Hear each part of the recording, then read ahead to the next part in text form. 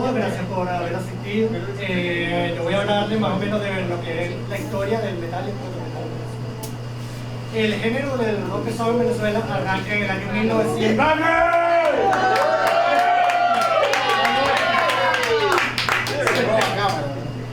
Arranca aproximadamente a finales de los 60, en 1967. Ya cuando las bandas como los 007, los Dark estaban decayendo, y en el mundo lo que se estaba escuchando era un nuevo género que era el llamado la psicodelia, que ya venía de mediados de los 60 con agrupaciones como The Beatles, Pink Floyd, The Soft Machine y otras agrupaciones como Cream, The Jimi Hendrix Experience, etc. En Venezuela, las primeras bandas que se pueden catalogar de psicodelia son la primera, que yo considero una fundada en 1966, que se comenzó como surf rock, garage rock, que fueron The Bumpkins. Ellos en 1967 cambian el sonido hacia la parte de psicodelia y más que todo lo que realizaban eran versiones y covers. Posteriormente tenemos otras dos agrupaciones, una que tiene un músico muy famoso como el señor Álvaro Falcón, que se llama The Love Depression. Esa banda realizó solamente un solo álbum y sacó 3 temas en la experiencia psicotomimética. Más que todo lo que hacía era un sonido tipo Cream, tipo Jeff Beck, Jimi Hendrix Experience. La otra era Lady WC o Lady Waterclock, la banda del finado guitarrista Steve Casta, también en el mismo estilo de la parte del proto metal. Posteriormente, ya ingresando a los años 69-70, es cuando ya empieza a escucharse un sonido más pesado del rock, no solamente en la parte psicodélica, sino que ya era la mezcla de blues rock con garage rock y la parte psicodelia, que es lo que viene a ser los inicios del heavy metal. En Venezuela, de esas bandas tenemos principalmente una que se llama Simul, que esa banda estaba, su guitarrista era José Guido Romero, que es un famoso guitarrista que ha tocado con muchas bandas aquí, estuvo con Guitar Trainer, Spiteri, él estuvo antes de Simul, estuvo con una banda llamada LSD, que también era de la parte de la psicodelia y el hard rock. Y posteriormente hizo una banda llamada Macro. Entre otras de esas agrupaciones así de los años 70, todo era enmarcado en lo que se denomina hard rock. Todo era rock pesado, en otras palabras. Estuvo la Sky by Meditation, estuvo The Worst Emotion, etc. Cuando en Venezuela empiezan a decir ya metal, el género de metal, o por qué le dicen heavy metal, es una concepción que se utilizó, más que todo hay varias vertientes. Una dice que es basada en la canción de Stephen Ward por To Be Wild, que dice Heavy Metal Thunder. Otro dice que está basado en el libro de William Burroughs de 1961 de Soft Machine. Y otros dicen que son de John Peel, cuando hacía descripciones de presentaciones de la banda Humble Pie, de la BBC, y lo describía como un sonido heavy metal para aquellos años, en los años 70, mediados de los 70. En Venezuela, por lo menos yo particularmente considero que las 3 primeras bandas de lo que se puede considerar metal, ya serían la banda Resistencia, que salió en el año 1977. Yo ya tengo como varios meses averiguando de cuál fue la primera banda latinoamericana de metal. La primera banda latinoamericana de metal es una banda brasileña que se llama Pingo de Agua.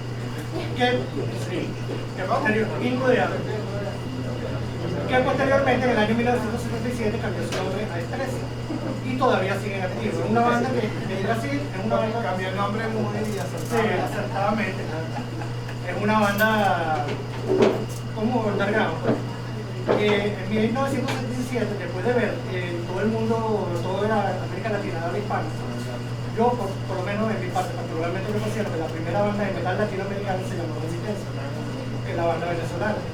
Después, en 1978 surgieron 2 bandas más, que fue la Cheese Factory, que escuchamos aquí, que estuvo Nicky Carola, Luis Panero y Freddy Guerra, que estuvieron en Cálculo, Resistencia, etc. Y Power Age, que es de Valencia, que es la respuesta a Caracas, que fue la banda que posteriormente, en 1981, cuando fue Escalante, cambió su nombre a Arcángel. Estas bandas fueron las que comenzaron a finales de los 70. En 1980 surge en Caracas también Gran Bar. Aquí tenemos a Andrés Guzmán, entre ellos. Un aplauso para Andrés.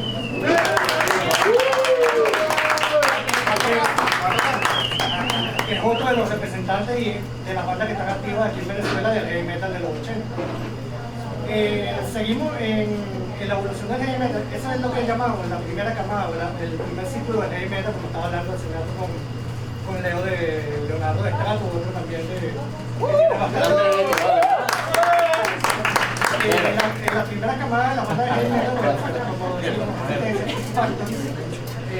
Power Age, que posteriormente cambió su nombre a Arcángel, se considera también, bueno, fue la primera banda que hizo algo mediático en Venezuela, como fue la quema de los discos de Valencia, de Sugar Ray Hitler, que era una banda, ellos tocaron un tema que era la cultura frenética, no sé si se llamaba, que era lo que ahorita podemos decir nada.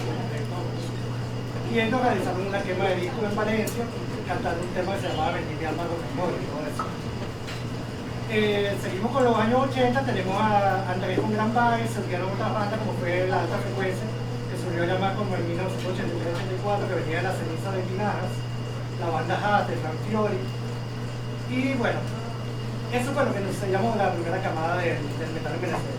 El rock de los años 80, el principio de los años 80 estaba lo que era el heavy metal, el new wave, que eran bandas como PPS, y bueno, bandas del otro estilo.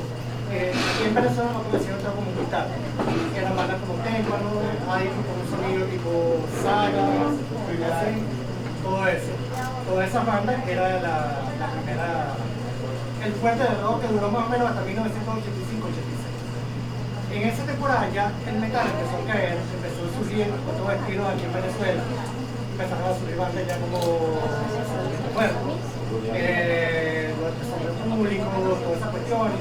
En el mundo también estaban escuchando otro tipo de música, pero el metal seguía con lo que era la parte de la New Wave y Heavy Metal, y en Estados Unidos estaba la parte de lo que llaman el black metal o el heavy metal. Esa era la parte que estaba del metal. En Venezuela, como todo, bueno, la parte del metal fue cayendo y a partir de la segunda quinquenio de los 80, el metal pasó a ser como algo más underground. Pero eso no quiso decir que no surgieran bandas muy buenas. Y empezaron a surgir lo que yo llamo la segunda camada, o el segundo círculo, como estábamos hablando ahorita, que son las bandas. En Caracas surgió la banda Stratos, surgió la banda Cronos, la banda Monzonero, que posteriormente fue Laberinto, la banda Excalibur, que es como una promesa perdida, que es una banda que nunca llegó a despegar, y una banda excelentísima musicalmente, en la parte de heavy metal. Era una banda tipo Iron Man, pero fue una banda que siempre estuvo en el grupo de este combo pues, de bandas. En el interior surgió la primera banda que después se consideró de metal extremo, que fue esa que arrancó como una banda de heavy metal, y posteriormente después tomó la influencia de Slayer, Metallica, cuestiones así. Salió la banda Necrosis, la banda Oro de Valencia, la banda Nemesis, que surgió ya a finales de los 80 en Barquisimeto. Y bueno, ese fue el movimiento que hubo más o menos a finales de los 80. A finales de los 80, el movimiento heavy metal, como yo dije, era una cuestión underground, más o menos era como de secta, lo puedo decir aquí el amigo Franco también. Y surgió la parte de lo que llamaron el templo del metal en Caracas. El templo del metal en Caracas fue lo que se denominó el cine prensa. El cine prensa es el cine que está ubicado en el Colegio Nacional de Periodistas, y ahorita es una cuestión de evangelio, cristiano. Para la iglesia, una broma esa. Pero el periodo que estuvo activo el cine prensa, creo que fueron 2 años, aproximadamente, un periodo muy movido. Eso era todos los fines de semana, eran toques de heavy metal, casi todo era heavy metal y hard rock. También tocaron otras bandas como la banda Casablanca, tocó Vodevil, que aunque eran miembros de la Resistencia, era como Casablanca, la banda de Rodolfo Viva y Alba Falcón y cosas así. Y pasaron muchos videos, mucha gente llegó a ver videos en vivo de Metallica, que era cuando estaba más o menos Metallica ya introduciéndose aquí en Venezuela. Quería hacer Metallica, bueno, ingresó en Venezuela en medio de los 80, pero era muy underground. Más que todo era por los cassettes masivos, que traían los discos, y que grababa el cassette, y el cassette, y así. Cuando tenía suerte. Cuando tenía suerte, pues si no te salió un soloteco. Un magneto. Sí. Y bueno, esa fue la segunda camada, y el templo del metal se lo debemos a una gran persona que se llama Paco Martínez, que fue el responsable de que en esos 3 años cambiara la parte metalera, y por lo menos se tuviera un lugar donde por lo menos los fines de semana tener una reunión con la gente que seguimos este género musical. Ya a finales de los 80, principios de los 90, es cuando ya en el mundo están sonando las tendencias extremas, desde 1985 para adelante, empiezan a salir las bandas como Death, de las bandas, Masacre que viene de Death, empezaron a salir, sí, a finales de los 80 se salió el Pestil en Europa. Y aquí en Venezuela, eso fue un género que pegó bastante en esa generación de lo que actualmente tenemos 40 años, 30 años, 50 años, pegó bastante en la parte extrema. Y ahí fue que empezaron a salir lo que son la tercera camada de bandas, más que todo extrema. Entre esas bandas salió aquel señor que es uno de los responsables, Baphomet, con una de las bandas más famosas del metal extremo del principio de los 90. Salió Kruger de Carlos Sánchez, también otro de los grandes de los extremos.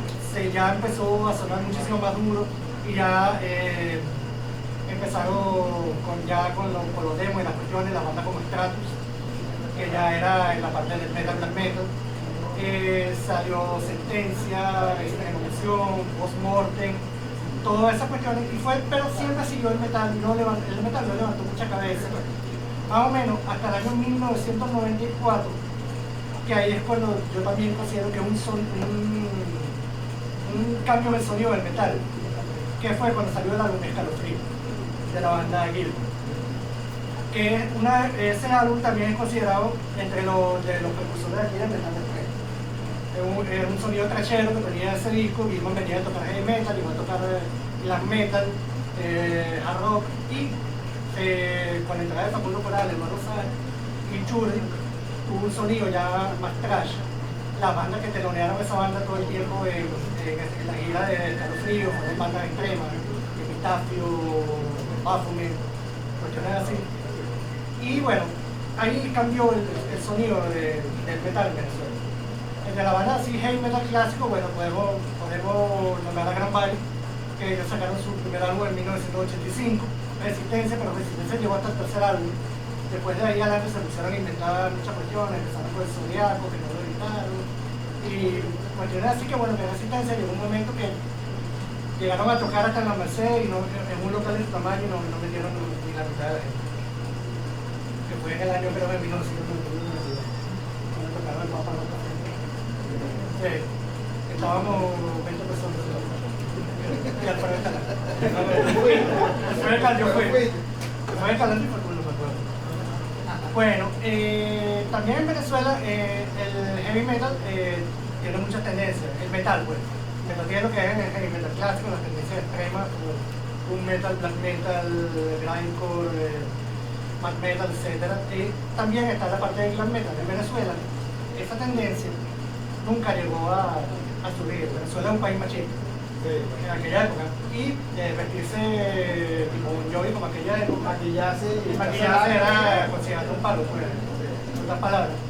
Y bueno, la primera persona que se vistió así, salió vestido de glam metal, fue Paul Gilman cuando lanzó Pico Sigue, que salió en el Canal 4, vestido con la callejera, salía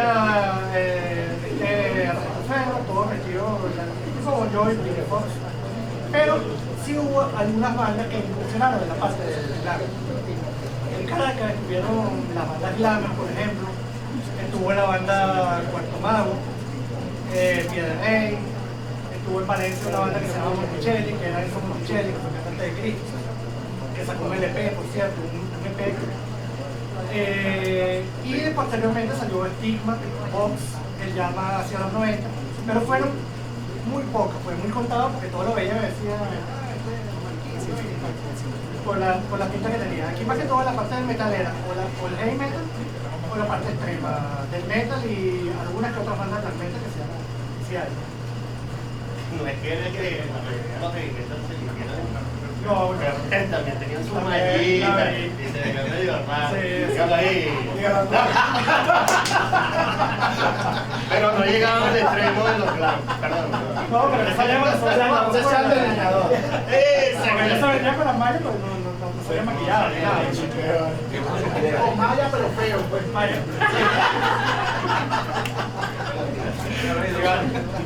Bueno, eso fue más que todo los años 90. En los años 90 también hubo otro bajón nuevamente del heavy metal a finales del último quinquenio de los 90, salió el grunge, pero ya fue un bajón mundial.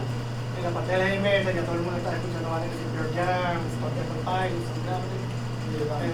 Nirvana, todas esas cuestiones. A principios de los 2000, nuevamente, empieza a resurgir en Europa de lo que es la parte del power metal, bandas de estilo Halloween, Running Wild y ese estilo. Y aquí en Venezuela comienzan a surgir nuevamente bandas, ya eran chamicos todos, yo tengo ahorita 49 años, ellos eran chamacos que vienen ahorita de 30, 32, 36 años. Y empezaron a surgir a finales de los 90 lo que son bandas como Torre de Marfil, donde estuvo Marco Rodríguez, que tocó el segundo Rage. Y surgió Metal Psicosis también, que posteriormente en los 2000 cambiaron su calificación y fue cuando despegaron. Bueno, no trabajar con ellos también. Surgió la banda Tierra del Dragón, Penumbra, etc. Esa fue la parte del power metal. A principios de los 2000, un resurgir en la parte de los conciertos y todo eso. De lo que puedo decir que entre los que estuvimos involucrados, yo y estuvo la gente de Melomania y Concierto Metal también, que fueron los que se encargaron de traer muchas bandas aquí, bandas del exterior, a hacer muchos conciertos. Y hubo un resurgir hasta más o menos del 2010, 2012, cuando volvió nuevamente a caer, hasta hace 2019 aproximadamente, que fue cuando surgió Avia Saguri con la clase metal y Arcángel, y empezó nuevamente a levantar lo que era la parte del heavy metal. Ricardo, ve aterrizando. Ya ¿Ya estás aterrizando? no mentira, La pandemia. y bueno, llegamos hasta el 2019 y como tú acabas de decir, llegó la cuestión de la pandemia, teníamos planeado varias cuestiones para el fin del año pasado, este año, que bueno, se nos Aplauso para Ricardo que hizo un súper resumen. Un súper resumen, de verdad felicitaciones, Ricardo. Metiste todo allí. Pero fíjense, es un poco lo que planteé al principio. Siempre ha habido metal en Venezuela. Siempre. Esté arriba o esté abajo, pero siempre ha habido metal.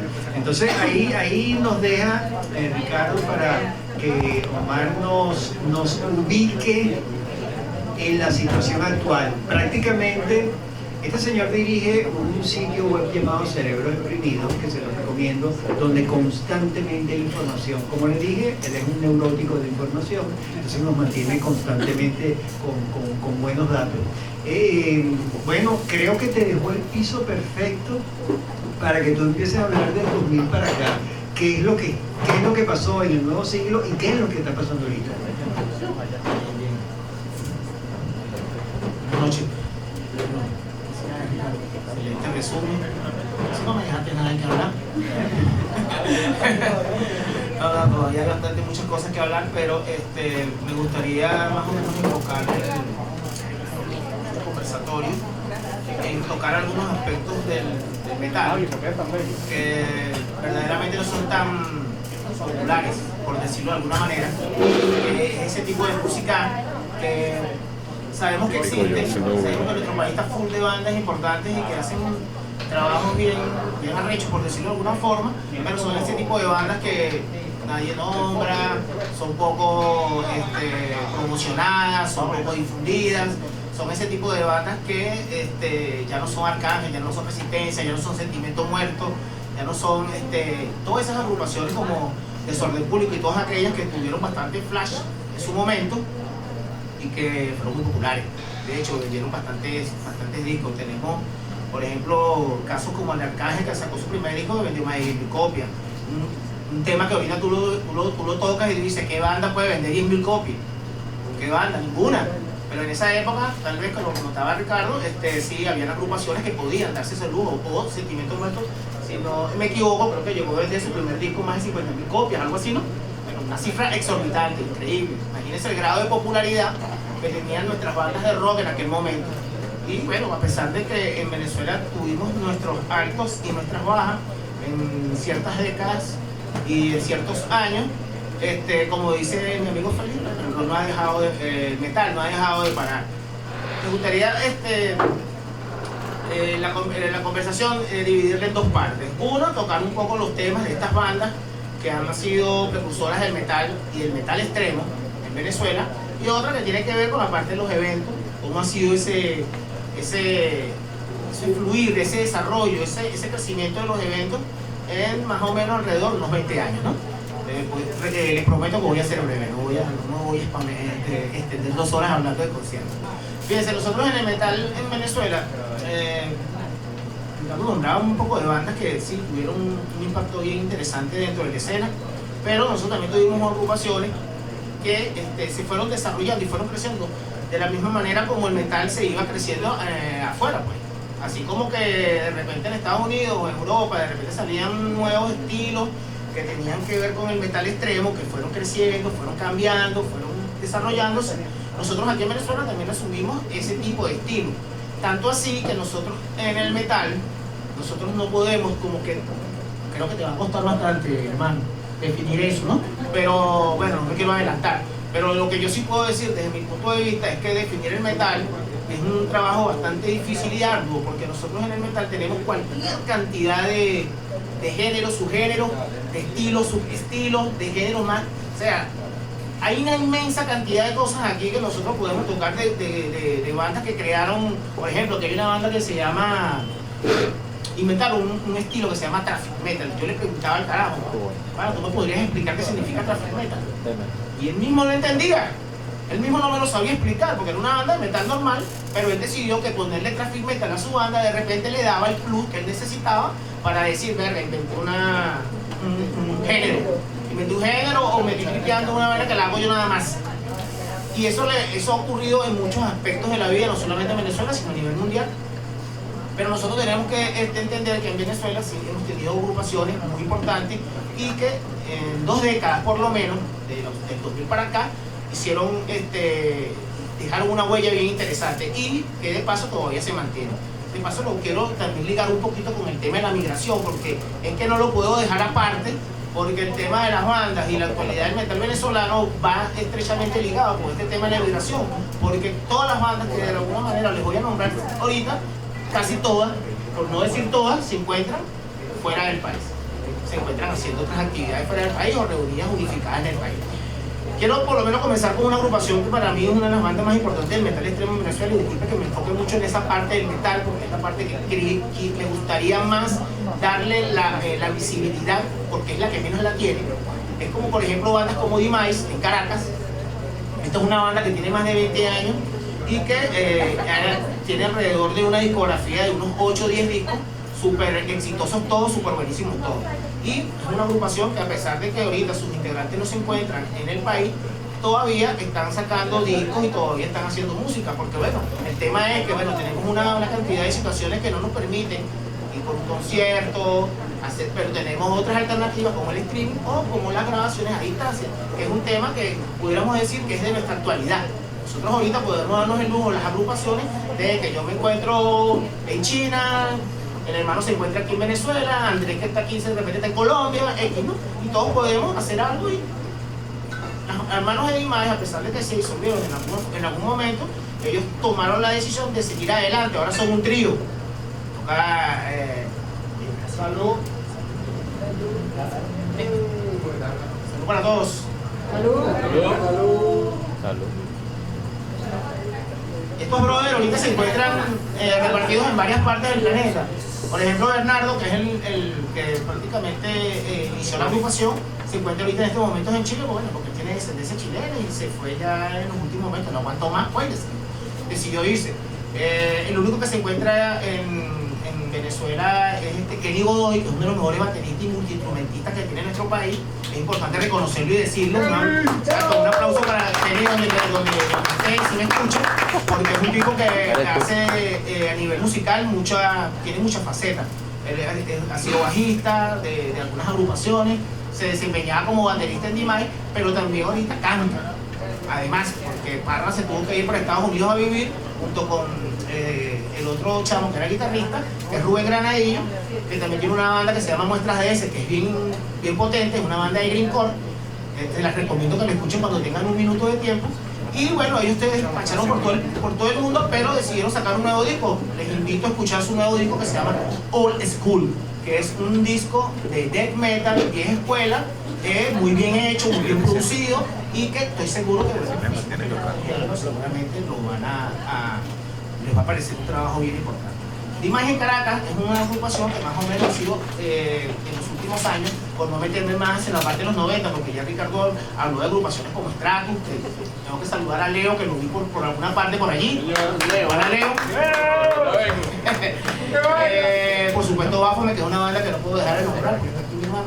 Y la agrupación Power, un saludo a Carlos, que Carlos está recientemente recuperándose del tema de COVID-19. Bueno, esas fueron agrupaciones que sentaron las bases de lo que es el metal en Venezuela, pero después vinieron otras bandas que tomaron el testigo y se mantuvieron dentro de ese proceso. Por ejemplo, en la parte andina tenemos una agrupación bien fuerte que se llama Subconsciente, que estos tipos son 3 carajos que tuvieron una época bien chévere. Tiene un disco que se lo recomiendo mucho que se llama Drama. Ahorita Eduardo se encuentra residenciado en Chile y la banda, por supuesto, que bueno, no está activa, pero ellos fueron una banda que también desde su espacio, desde la parte andina, ellos representaron ese metal extremo venezolano. Ellos se presentaron juntos, creo que su presentación más importante fue cuando fueron teloneros de los europeos Dismember, en el 2008, no recuerdo, seguro, pero fue en esa época. Y bueno, ellos tienen también una importante ascendencia dentro de lo que es el metal extremo.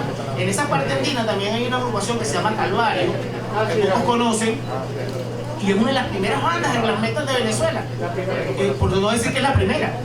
Y ellos tienen unas grabaciones, tienen unos demos, una cosa, se los recomiendo que los traten de buscar cuando tengan el tiempo necesario, porque es importante conocer las raíces del metal extremo venezolano, porque no es nada más el metal de repente, no, bueno, que tal banda es metal, Máscara es metal, pero todos sabemos que Máscara tiene un estilo que va más, no va en dirección del metal extremo. Entonces, como les decía al principio, el metal tiene tanta diversidad, tantas ramificaciones, que de repente quedarnos pegados con un estilo como otro sería como que no reconocer tal vez otras iniciativas y otras bandas que han hecho trabajo también importante. Ahí mismo en la parte andina teníamos la primera banda de death metal de mujeres venezolanas.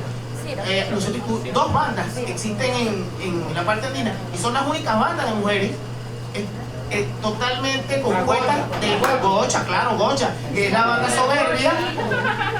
La banda Soberbia compuesta por 5 muchachas que tocan death metal, ahorita no se encuentran activas, y la banda Menstruality.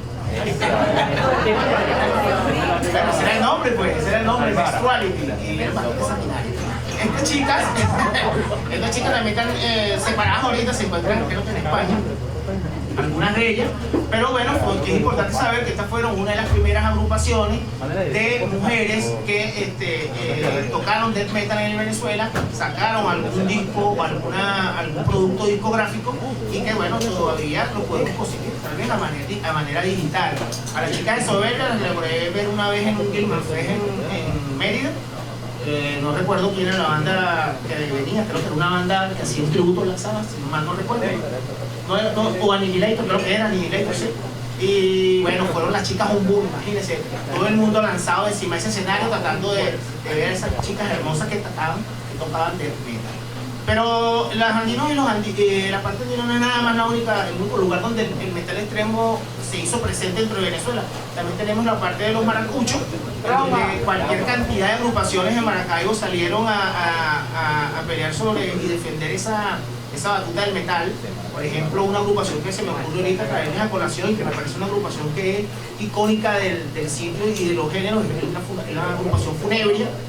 La banda Bloodworth, que es una agrupación de metal extremo de esos lados, y estas bandas, a pesar de que por ejemplo Bloodworth y Funebria no se encuentran activas en Venezuela, se mudaron hacia Colombia, se renovaron nuevamente y convirtieron sus propuestas en bandas que, como hacen muchas agrupaciones ahorita en la actualidad, ahora son bandas de venezolanos unidas con integrantes de otros países.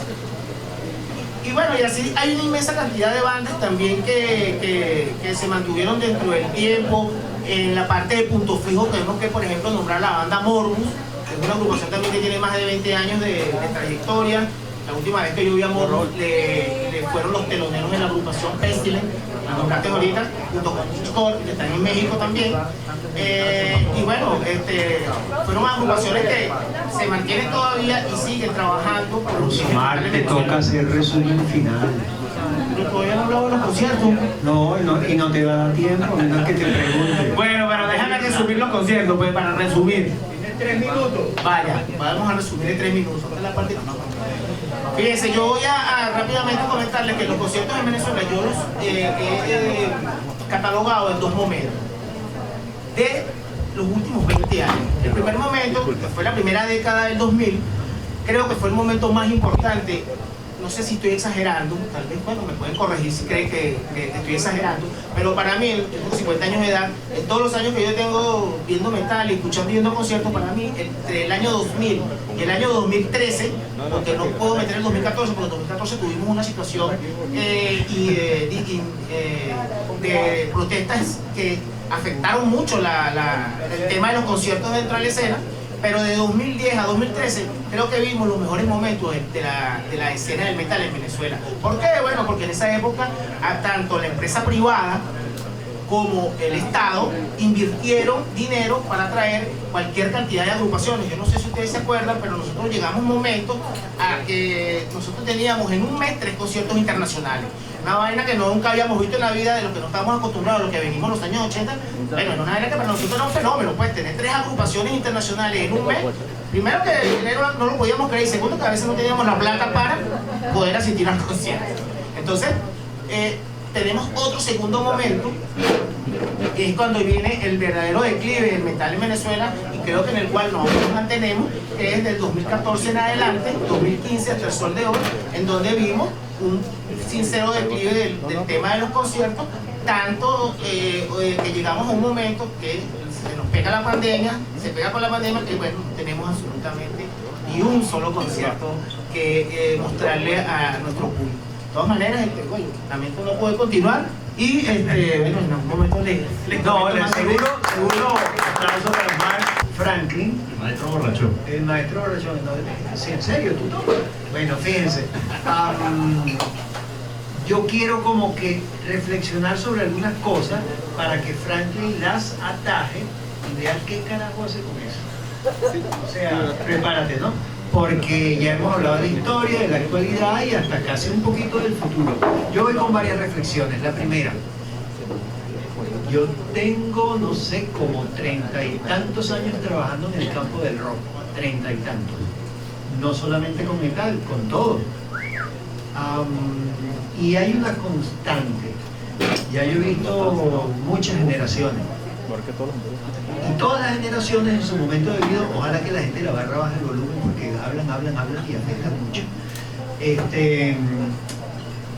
Todas las generaciones hay un elemento común: el camión de cochino, o sea, la quejadera. Todas las generaciones una lloradera. Y de los músicos, ni les cuento. Y aquí hay muchos músicos. Eso es una lloradera de los 60, decían que cómo era posible, que lo otro, y los años 60 se recuerda como la época dorada del pop y del rock venezolano, y con muy buenas propuestas, con referencia internacional. Se hablaba del rock de Venezuela en nombre. En los 70 lo mismo, la lloradera, que entonces todo el dinero iba para la música disco, que no se tomaba en cuenta el rock y tal. Pero es el momento en que el rock venezolano es el más creativo, me atrevo a decir, de América Latina, con proyectos como Vitas Bremer, como Un Largo Sol. O no, llegamos a principios de los 80 y sigue la lloradera, todos los metaleros llorando, que no había dónde tocar, que nadie le grababa sus discos. Ajá, pero es el momento en que más discos de metal se graban. Casi todos los grupos tenían discos. Y no solamente eso, lo acaban de decir aquí, Paul podía vender, un Arcángel, podía vender una buena cantidad de discos y llenar el poliedro. Eso ahorita es impensable. Y llenaron el poliedro. Pero llegamos a los 90 y la misma lloradera, Franklin con esa lloradera que no, que aquí el rock no paga y aquello y lo otro. Y ahorita es una referencia del rock venezolano. Franklin y su banda es una referencia del rock venezolano. Y si hacían conciertos, yo recuerdo perfectamente en los 90 todos los conciertos que hicimos, hacíamos hasta festivales, recuerdo Franklin, festivales de metal extremo, y podíamos llenar sitios con 300 personas, que no es mucho, pero tampoco es poco. Entonces, bueno, esta historia es infinita, la quejadera y la lloradera. Ahí te dejo esa. ¿Qué conexión hay entre el camión de cochino y el metal venezolano? ¿Okay? Ese es el primer punto.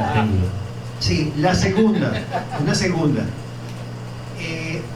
Cuando a mí me toca abordar 30 chamos en la universidad de 18, 22 años que no conocen mucho del pop, del rock y menos del metal, ¿no? A veces saben más de metal. Yo trato de explicarle... Nuestro más joven allá, ¿viste? Yo trato de explicarle que el pop y el rock es una unidad, que no hay que verlo como elementos separados, sino que es un continuum que va del pop al rock, y en ese continuo pasan muchas cosas.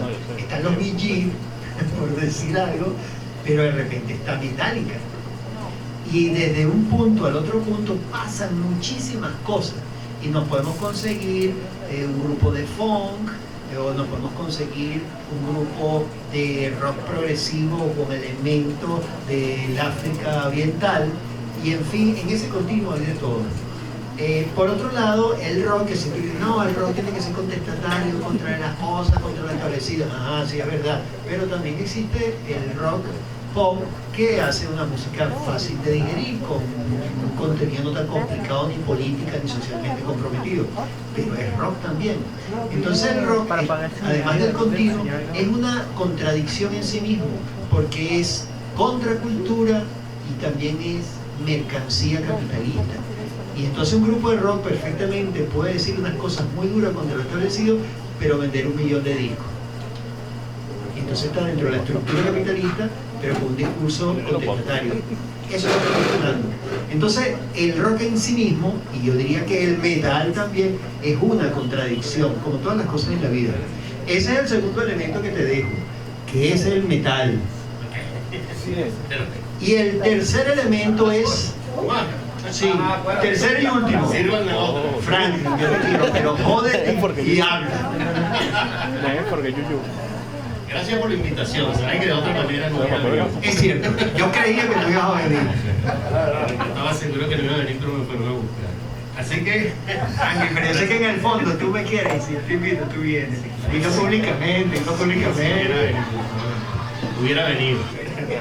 Ok, es cierto cuando Félix dice que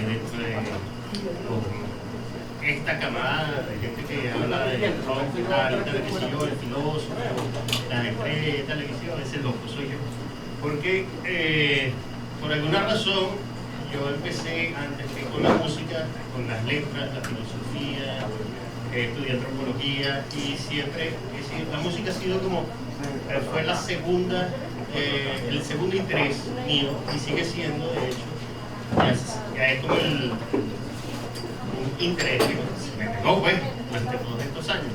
Pero la ciencia, la parte filosófica, siempre ha estado antes que todo lo demás. Entonces, todas estas cosas yo no las vivo, no las vivo ya hace mucho tiempo como fanático, sino más bien como estudioso.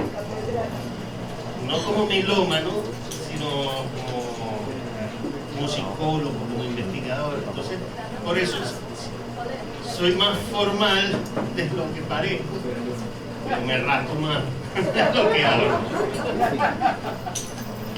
Así que bueno, voy a empezar ya formalmente, voy a responder ciertos puntos. Como es muy corto el tiempo, voy rápido con estos puntos. ¿Qué es el metal? Sí hay una manera de identificarlo a nivel de música, a nivel antropológico, a nivel musical exclusivamente. Hay unos puntos. Dina Weinstein, una socióloga estadounidense, escribió un libro que se llama Heavy Metal, The Music and Its Culture. Heavy Metal, su música y su cultura. Un libro excelente para entender qué es el metal, la cultura del metal, todo eso. Y si eso lo ven con la película esa de World Metal, no sé qué verga, van a entender muchas cosas. De hecho, el que hizo esa película también es antropólogo. Bueno, ella dice, la primera característica del género es el elemento sonoro. En el heavy metal es el poder, expresado como volumen intenso. El estruendo debe abrumar, debe aplastar.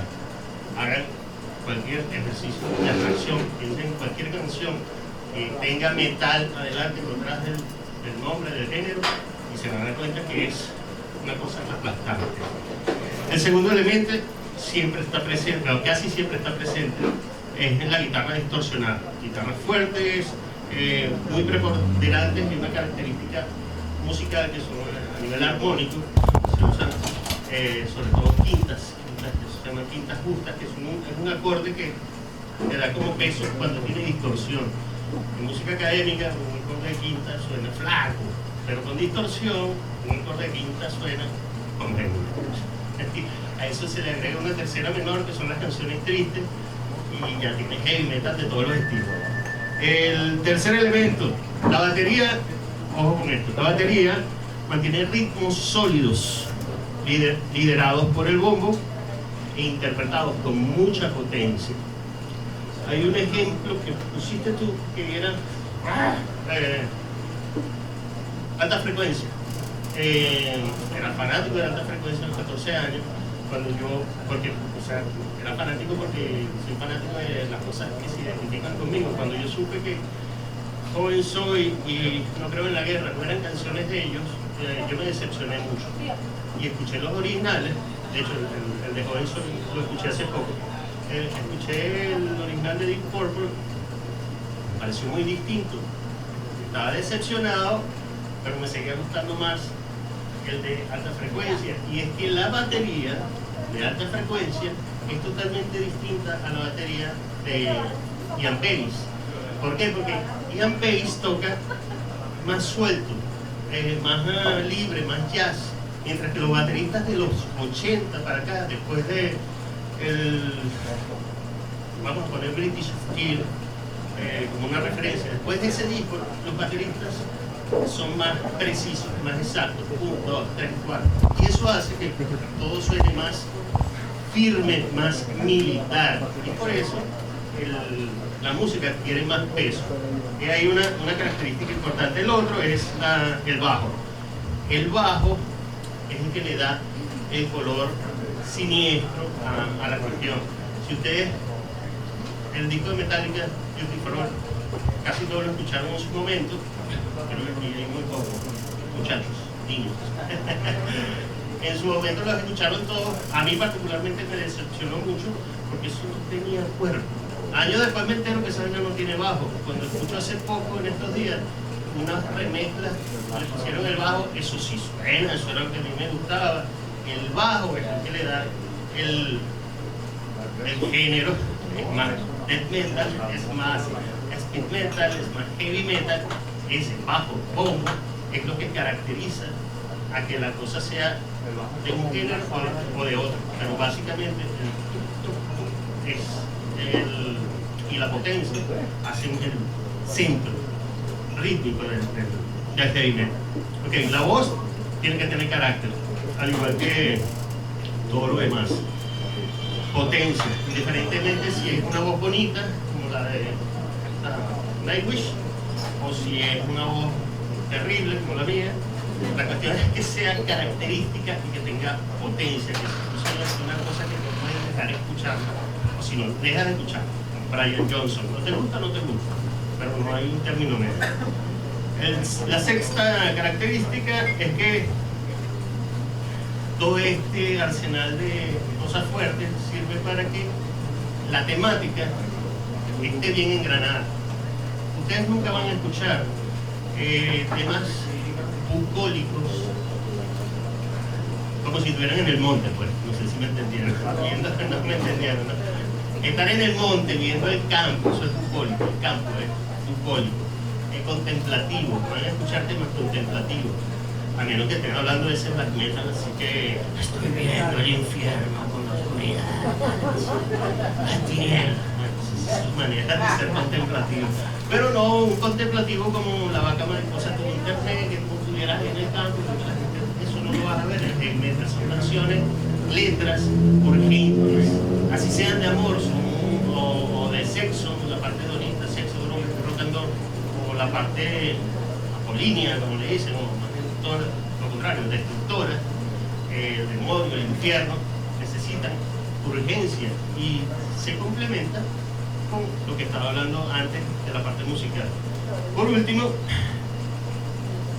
hay una cosa que parece evidente, pero no lo es, El heavy metal, el núcleo principal del heavy metal es el riff. El riff es tan, ta ta ta, ta ta ta, ta na na na na na. Hacer eso es un riff. O tan, tan, tan, tan, tan, tan, tan, y se playa por toda la canción. Eso es un riff. Y lo tiene todo el heavy metal, incluyendo el heavy metal complicado como el de esta banda super complicada, Ringchit. Incluso ellos tienen esa partícula pequeña, lo que pasa es que tienen muchas partículas pequeñas hiladas una detrás de la otra, pero siguen siendo riff, y eso es importantísimo. Ahora, eso lo caracteriza todo metal, tiene eso. Usted le puede quitar un poquito, le puede agregar más y va a tener más géneros. Le quita el bajo, la batería y pone puras guitarras acústicas, que va a tener, por ejemplo, a este sueco, creo que alemán, Iron Maiden, que hace unas versiones de Iron Maiden, de Halloween. Eso parece folclore español, flamenco, y es literalmente folclore flamenco. Si ustedes agarran, aquí venía el rapero inglés que se llama Flowdown, es arrechísimo, una vaina, o sea, con carácter, el sonido del bajo es súper pesado, ahí no hay guitarra eléctrica, pura producción electrónica, bajo impresionante, la voz del tipo impresionante. A eso le colocan una guitarra, esa que llaman James, como Meshuggah, y ustedes tienen rap metal a tirar al techo. Otra cosa, una banda que se llama In Legend sustituyó las guitarras por piano. Suena igualito, pero es piano acústico, piano eléctrico. O Van Canto, que sustituyó todo, y lo único que tienen es un baterista, y las voces hacen todo, bajo, guitarra y tal, son 5 o 6 voces de un baterista. Esa es impresionante. Apocalíptica, que se quedó sin nada, pero fíjense, Apocalíptica se sale del heavy metal. ¿Por qué? Porque no tiene batería. Entonces es como una versión académica de las canciones de heavy metal, mientras que Van Canto sigue sonando heavy metal. Entonces ahí esos elementos los voy a dejar publicados en el blog de Rachel para que ustedes los revisen y sigan discutiendo sobre eso en algún momento, pegándome en la calle si no les gusta. Son lo que califican el heavy metal. Esto que está, de hecho está puesto, ese es el Ghost Paint, que se llama. Es muy bueno, pero eso que están viendo ahí y que escucharon ya es la parte fresa del thrash metal. Sí, el thrash metal. ¿Cómo se llama? Silamaki.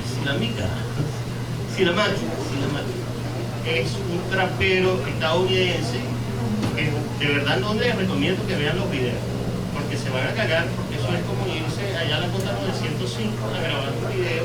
Es una vaina súper heavy a nivel de texto, a nivel de actitud, las armas, las drogas en los videos, una cosa que da cagazón. Y a mí particularmente eso me impresiona más que el diablo y todo lo demás. Nada de eso existe, pero la violencia sí existe.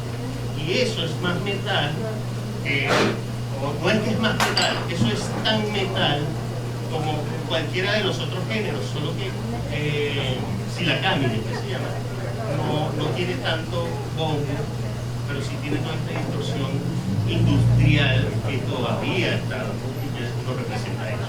Ahora voy a más o menos a responder, no sé cuánto me he entendido. Ajá. El camión del cochino. Exacto, el camión de cochino. En Venezuela, desde hace mucho tiempo hay un despliegue técnico a nivel musical. Es muy bueno la interpretación. La interpretación es una cosa que tiene una cosa que sí que es religiosa, hay que tocarlo bien, hay que estudiar y tal, y todos interpretan muy bien. Pero a nivel de crear en ese proceso que llamaba Clark Terry, copiar, asimilar, crear, innovar, nosotros nos quedamos atrás hace muchísimo tiempo.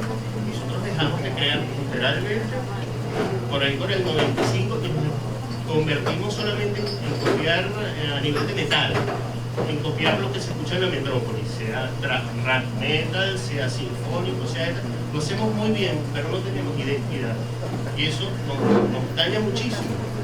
Aparte de eso, está la otra, una cosa que caracteriza el metal en general, particularmente al venezolano, es el sentido de pertenencia.